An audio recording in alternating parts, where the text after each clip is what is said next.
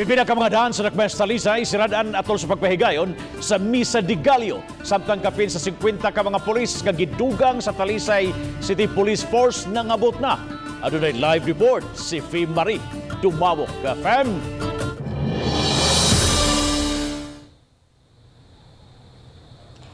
Bab, gihangyo ang mga motorista o riding public nga tas-an ang pasensya og sabton ang pagpasira sa pipila ka metro sa daan diya sa may barangay Tabunok sa Dakbayan sa Talisay. Ilabi ng highway kini. Siradan ang daan gikan sa kunduha ka oras matag sayo sa buntag sud sa siyam ka adlaw.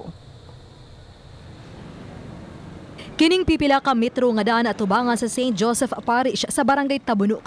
Kansang lane agianan sa mga sakyanan nga padung sa Cebu City. Siradaan sugod sa alas 4 sa kadlawon hangtod sa alas 6 sa buntag. Sugod kini karong Disyembre 16 hangtod sa Disyembre 24 alang sa siyam ka adlaw nga Misa de Gallo. Ang pikas nga lane himong two-way.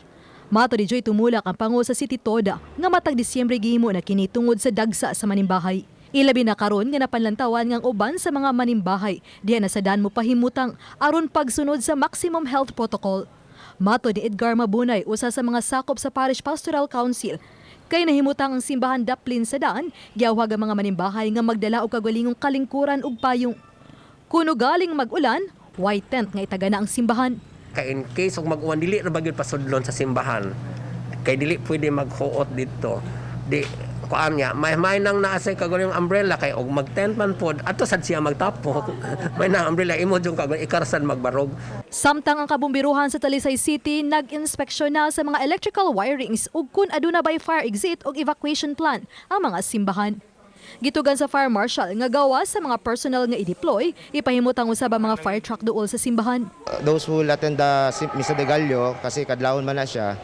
Before you leave your house, i-check yun nga kanang mga electrical na hindi naka-plug, mga appliances nato just before tamula ko sa before mo hawa sa balay, before tamo agto simbahan para maiwasan nato na baka magkasunog.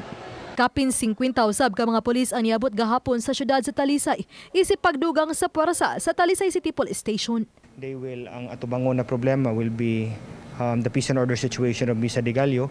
So I told them that we need their help, especially enforcing the peace and order situation. Kay while the plans are set, while ma-finalize na turo ng hapon ang tanang plano, we still need the help of our kapulisan.